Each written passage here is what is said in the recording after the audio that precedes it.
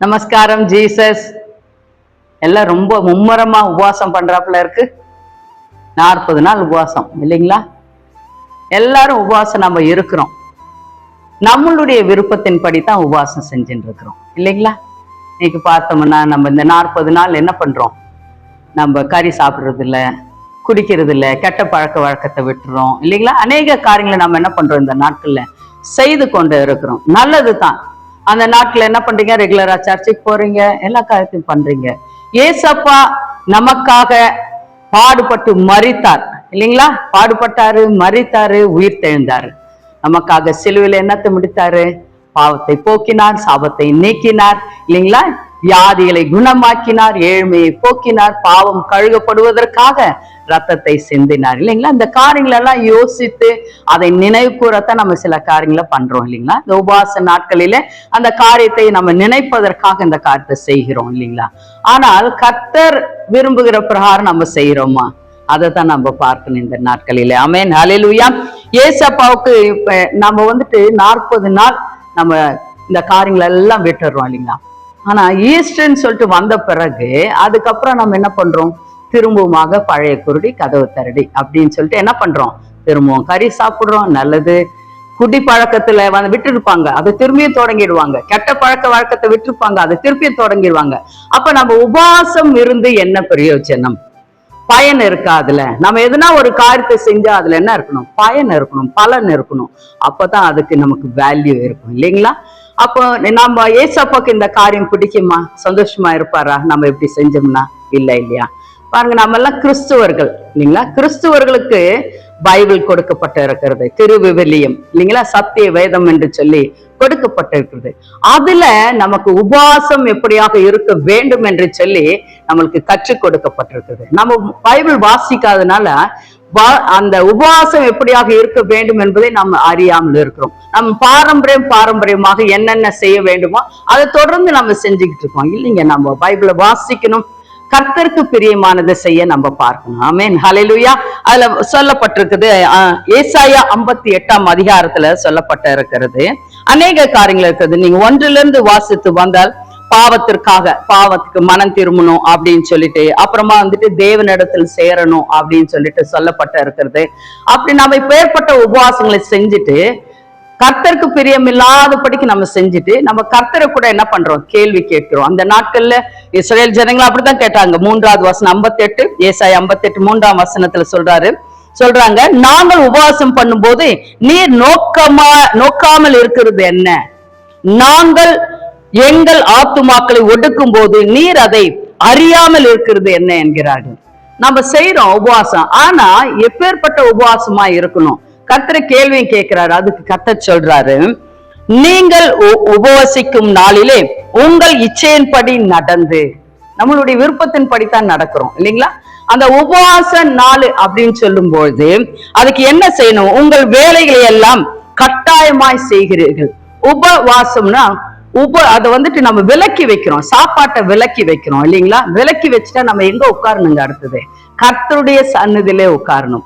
ஏசப்பா அவனுடைய பாதப்படியில உட்கார்ந்து நீங்க உங்களை என்ன பண்ணிக்கணும்? சரிப்படுத்தி கொள்ள வேண்டும். ஆமென், ஹல்லேலூயா. அந்த காரியத்தை நம்ம என்ன பண்றதுல செய்யறதுல நம்மளுடைய இச்சையின்படி நம்ம என்ன பண்றோமா? நடக்கிறோம் என்று சொல்லப்பட்டு இருக்கிறது. அடுத்ததாக சொல்றது 4வது வசனம், இதோ வழக்கும் வாதுக்கும் துஷ்டத்தனத்தை உடைய கையினால் குத்துகிறதற்கும் உபவாசிக்கிறீர்கள். அதெல்லாம் என்ன பண்றோம்? அந்த நாட்கள்ல செய்கிறோம். நீங்கள் உங்கள் கூக்குரலை உயரத்திலே கேட்கும்படி பண்ணும்படியாய் இந்நாளில் உபவாசிக்கிறது போல் உபவாசியாதிருங்கள். ஆமென், ஹல்லேலூயா. இப்படி எல்லாம் நீங்க உபவாசியாதீங்கன்னு சொல்லிட்டு கர்த்தர் என்ன பண்றாரு?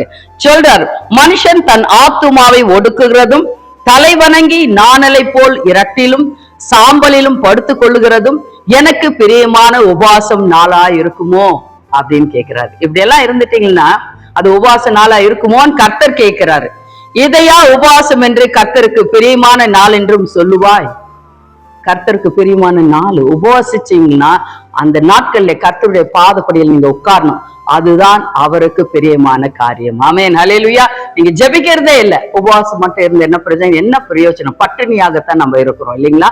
அப்படியாக இருக்காது படிக்க கர்த்தருடைய சந்நிதியில நீ எப்பொழுது சமயத்தை கழிக்கிறாயோ அப்பொழுது அது உபவாசமா இருக்கும். அது மாத்திரமல்ல, அக்கிரமத்தின் கட்டுகளை அவிழ்க்கிறதும் நுகத்தடியின் பிணையல்களை நெகிழ்கிறதும் நெருக்கப்பட்டு இருக்கிறவர்களை விடுதலை ஆக்குகிறதும் சகல நுகத்தடிகளையும் உடைத்து போடுகிறதும். இப்பேற்பட்ட காரியங்கள் நம்ம என்ன பண்ணணும்? அந்த நாட்கள்ல ஜெபத்துல நம்ம உடைக்கணும், அவர்களுக்கு விடுதலை வாங்கி கொடுக்கணும்.